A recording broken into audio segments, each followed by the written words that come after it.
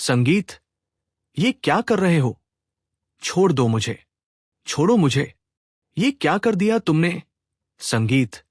और रात के अंधियारे में यानी सुनसान सड़क पर एक बूढ़े साधु ने पुलिस वाली औरत के साथ ऐसा कुछ किया जिसे सुनकर आपके रोंगटे खड़े हो जाएंगे।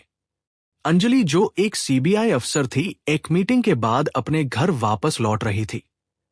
रात का 1 बज चुका था और वह दिल्ली की सुनसान सड़क पर अकेली चल रही थी। चलते चलते जब वो एक सुनसान जगह पर पहुंची तो सड़क के बीचों बीच एक बूढ़ा साधु खड़ा था।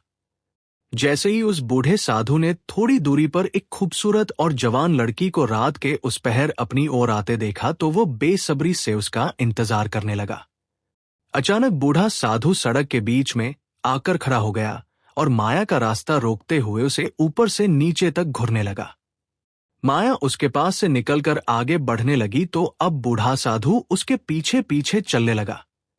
चारों ओर रात का अंधेरा पूरी तरह से छाया हुआ था और माया का दिल जोर जोर से धड़क रहा था। अचानक बूढ़ा साधु पीछे से तेजी से उसकी ओर बढ़ा और उसके बाजुओं को पकड़ते हुए बोला, हाँ, कहां से आ रही हो? और मुझसे मिले बिना जा रही हो ना? अचानक बूढ़ा साधु भी सड़क पर बैठ गया और जैसे ही उसे पकड़ने के लिए अपने दोनों हाथ आगे बढ़ाए, माया ने अचानक जोर से उसे धक्का दिया और पीछे की ओर धकेल दिया। माया नीचे से उठ खड़ी हुई तो बूढ़ा साधु तेजी से उसके पास आया और उसे पीछे से आकर पकड़ लिया। अचानक माया ने जोरदार आवाज में कहा, दे मुझे जाने दो। ये तुम ठीक नहीं कर रहे वरना तुम्हें इसका अंजाम भुगतना पड़ेगा। लेकिन बूढ़ा साधु अब दीवाना हो चुका था। अचानक बूढ़ा साधु बोला, ओहो, मैं तो डर गया।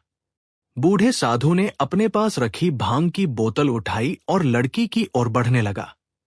फिर बूढ़े साधु ने भांग का ढक्कन खोला और लड़की जो सड़क के बीच बैठी थी उसके ऊपर डालने लगा। अब लड़की पूरी तरह भांग से भीग चुकी थी। देखते ही देखते बूढ़े साधु ने आधी भांग माया के बदन पर डालते हुए कहा, चुप रहो वरना तेरे साथ वो करूंगा कि तू किसी को दिखाने के लायक नहीं रहेगी।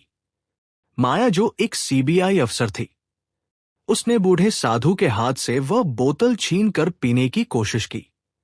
अब बूढ़ा साधु बेसब्री से माया की ओर देखने लगा, जैसे उसका मकसद पूरा होने जा रहा हो। फिर क्या होना था? देखते ही देखते माया का सारा वजूद डगमगा गया। उसने अपने दोनों हाथ सिर कर रख लिए। क्या हो रहा है? बूढ़ा साधु इंतजार में था कि उसका नशा अपनी इंतहा को पहुंचे। उसी वक्त माया मदहोशी की हालत में सड़क के बीच लेट गई। माया अभी कुछ दूर ही पहुंची थी कि बूढ़ा साधु जाकर माया को वहां से पकड़ लिया। अचानक बूढ़ा साधु गुस्से में भागता हुआ पास आया। अब उसकी आंखों में वैशी लालच भर गया था। उसने माया को खींचकर अपने पास किया और उसके कान के पास गरजते हुए बोला, तूने मेरे साथ खेलने की कोशिश की, अब तेरी सजा और भी बढ़ गई है। माया की सांसें अटक रही थी। वो बेबस दिख रही थी। फिर बूढ़ा साधु उसे वहां से पकड़कर खींचते हुए जंगल की ओर ले जाने लगा। माया ने खुद को छुड़ाने की कोशिश की, लेकिन बूढ़ा साधु ने और मजबूती से उसे पकड़ लिया और खींचते हुए जंगल में एक पुरानी कोठी के पास ले आया। माया समझ चुकी थी कि अब उसके साथ कुछ गलत होने वाला है। तभी बूढ़ा साधु ने कोठी का दरवाजा खोला और माया को अचानक कोठी के अंदर धक्का दे दिया। अब रात का आखिरी पहर था। सुनसान जंगल और कोठी के अंदर पड़ी हुई जवान और खूबसूरत माया और अपना बदला लेने था दिल की आग बुझाने के लिए आया बूढ़ा साधु तेजी से दरवाजा बंद करके खुद भी अंदर घुसा। उसकी आंखों में दहशत की चमक थी और सांसों में नशे की बदबू थी। वो आगे बढ़ते हुए माया की ठोड़ी को चौकी से पकड़ दिया और गिरकर बोला, अब देखता हूं तेरी घमंड कहा जाता है। तुमने मुझे सबके सामने अपमानित किया है, अब तुम्हारी चीखें ही मेरी जीत बनेंगी। माया की आंखों में आंसू थे और होठों पर सरदगी थी। वो खुद को कोने में समेटने लगी और जैसे ही बूढ़ा साधु चपटने वाला था, माया की नजर सामने रखे पुराने लकड़ी के तख्ते पर पड़ी। वहां एक लंबा हथियार सा डंडा रखा था। बूढ़ा साधु ने झुककर उसका चेहरा छूने की कोशिश की, मगर माया ने पूरी ताकत से वो डंडा उठाया और सीधा उसके जंघे पर दे मारा। बूढ़ा साधु हंसते हुए बोला, अरे पागल लड़की, क्या तू अभी भी सोचती है कि मैं तुझे ऐसे ही छोड़ दूंगा? आखिर मैं एक साधु हूं। कानून वही है जो मैं चाहूं, और अभी इस वीरान जगह पर कोई तेरी चीखें सुनने वाला नहीं। माया डरते डरते वहां से उठ खड़ी हुई। बूढ़ा साधु पास आकर माया के शरीर की खुशबू सूंघने लगा। अचानक माया ने पूरी ताकत से उसे धक्का दिया और कारखाने से बाहर निकल आई। वो अंधेरे जंगल की ओर भागने लगी, मगर कुछ ही दूर पहुंची थी कि बूढ़ा साधु रास्ता रोककर सामने आ गया। माया ने दूसरी दिशा में दौड़ने की कोशिश की, पर वह भी वहीं था। अब सारे रास्ते बंद हो चुके थे। माया ने डर के मारे आंखें बंद कर ली। बूढ़े साधु ने जमीन पर बूट मारा और गरज कर बोला, उठ और खुद ही कोठी में चल, वरना यही तेरा अंत कर दूंगा। माया ने कांपती आवाज में कहा, तुम सोचते हो तुम्हारे पास साधु की वर्दी है तो जो चाहो कर सकते हो।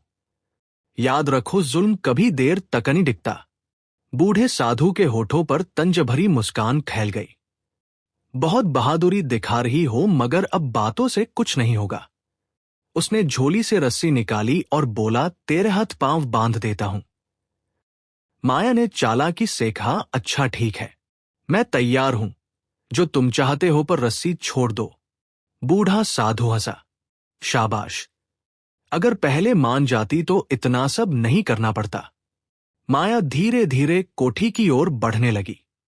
बूढ़ा साधु निश्चिंत था कि अब वो उसके काबू में आ गई है। दोनों अंधेरी रात में कोठी के करीब पहुंचे। माया ने दरवाजा खोलकर कहा, मैं तुम्हारी बात मान रही हूं, मगर अंजाम तुम्हारे लिए अच्छा नहीं होगा। बूढ़े साधु ने ठहाकाल गाया, अंजाम अब मेरे हाथ में है। जैसे ही वह कोठी के अंदर कदम रखने लगा, बाहर एक गाड़ी आकर रुकी। बूढ़ा साधु चौंका, दरवाजा बंद कर गाड़ी की तरफ बढ़ा।